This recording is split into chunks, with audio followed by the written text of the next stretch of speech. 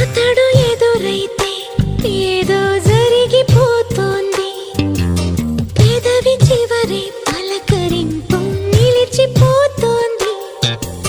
కొత్త నేస్తం కాదుగా ఇంత కంగారెందుకో, ఇంతవరకు లేదుగా ఇప్పుడు ఏమైందో.